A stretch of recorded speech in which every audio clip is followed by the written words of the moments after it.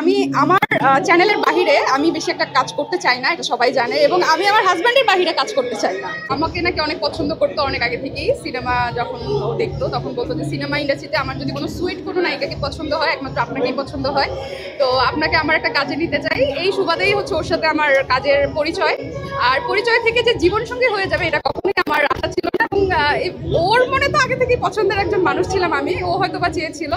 আর আমি বলবো যে জন্ম মৃত্যু বিয়ে সম্পূর্ণ আল্লাহর হাতে। আসলে বড় পর্দা সিনেমাতে যখন ছিলাম একটানা যখন কাজ করেছি সেটার ফিলিং এবং সব থেকে মানে আমাদের মিডিয়া ইন্ডাস্ট্রির সব থেকে হাই জায়গা যেটা আমাদের চলচ্চিত্র, তো সেখানে তো আমি অনেক বছর দাপিয়ে কাজ করেছি। তো যখন সিনেমা একটু ডাল হওয়া শুরু করলো তো তখন আমার সিনেমাও কমে গেল। বাট এখন আমার কাছে মনে হয় যে সিনেমার যতটুকু আমার ভক্ত ছিল তার থেকে আরও 50% ভক্ত আমার এই গানের কারণে বেড়েছে। সিনেমা এক জগৎ আর মিউজিক ভিডিও আর এক জগৎ।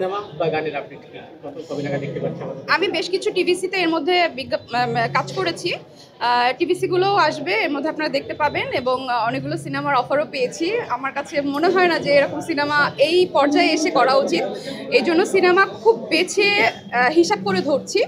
আর এর মধ্যে অনেকগুলো নাটকের অফার আসছে। আমি তো এত বেশি নাটকও করিনি, খুব বেছে বেছে ঈদ স্পেশাল বা ভ্যালেন্টাইন স্পেশাল কয়েকটা নাটক করা হয়েছে আমার। তো এই কাজগুলো খুব প্রচুর আসছে। আর বেসিক্যালি হচ্ছে মিউজিক ভিডিওর প্রচুর অফার পাই, যেহেতু আমি কয়েকটা মিউজিক ভিডিওতে কাজ করেছি আমার হাজব্যান্ডের সাথে। কিন্তু আমি আমার চ্যানেলের বাহিরে আমি বেশি একটা কাজ করতে চাই না, এটা সবাই জানে। এবং আমি আমার হাজব্যান্ডের বাহিরে কাজ করতে চাই না। যখন অফারগুলো আসে ভাইয়ার সাথে কি আলাপ হয় কিনা বা মজা করেন কিনা যে আমাকে তো অফার আসছে, আমার কিন্তু রেমুনারেশনটা বাড়িয়ে দিতে হবে? এইটা নিয়ে তো অবশ্যই, যেহেতু আমি প্রথম কিন্তু আমার তার সাথে পরিচয় তার একটা মিউজিক্যাল ফিল্ম দিয়ে। তো তার যখন মিউজিক্যাল ফিল্মটাতে কাজ করি আমি কিন্তু আবার বাজেট অনেক বাড়িয়ে বলেছিলাম যাতে সে আমাকে না নেয়। হ্যাঁ, তো আমি দেখলাম যে না, আমি যেটা বলেছি সেটাতেই সে রাজি হয়েছে, সেটা দিয়েই আমাকে নিয়েছে। তো হওয়ার পরে এখন যতগুলো আমি গান তার সাথে করি আমি কিন্তু কোনো রেমুনারেশন ছাড়া করি না, আমাকে কিন্তু অবশ্যই আলাদা বাজেট দেয় সে। আমাকে নাকি অনেক পছন্দ করতো অনেক আগে থেকেই। সিনেমা যখন ও দেখতো তখন বলতো যে সিনেমা ইন্ডাস্ট্রিতে আমার যদি কোনো সুইট কোনো নায়িকাকে পছন্দ হয়, একমাত্র আপনাকেই পছন্দ হয়। তো আপনাকে আমার একটা কাজে নিতে চাই, এই সুবাদেই হচ্ছে ওর সাথে আমার কাজের পরিচয়। আর পরিচয় থেকে যে জীবনসঙ্গী হয়ে যাবে এটা কখনোই আমার আশা ছিল না। এবং ওর মনে তো আগে থেকেই পছন্দের একজন মানুষ ছিলাম আমি, ও হয়তো বা চেয়েছিল। আর আমি বলবো যে জন্ম মৃত্যু বিয়ে সম্পূর্ণ আল্লাহর হাতে। আমি এটা সবসময় আগে বলেছি যে আমার জীবনসঙ্গী, বাস্তব জীবনের জীবনসঙ্গী, তাকে নিয়ে আমি কখনো বড় পর্দার সামনে আসতে চাই না। সে আমার ঘরের মানুষ, আমার সব থেকে কাছের মানুষ, সে আমার এই জায়গায় থাক। আমি বড় পর্দায় এসে তাকে প্রেজেন্ট করতে চাই না।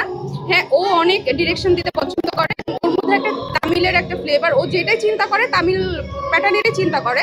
তো আমাদের নেক্সটে আরও সুন্দর সুন্দর কাজ আসতেছে এরকমই। এবং ওর একটা খুব ইচ্ছা আছে তামিল অ্যাকশন রিলেটেড একটা শর্ট ফিল্ম করার, যদি মানে ওর খুব আগ্রহ, যদি ও করতে চায় আমার কোনো প্রবলেম নেই, অবশ্যই দেখতে পাবেন।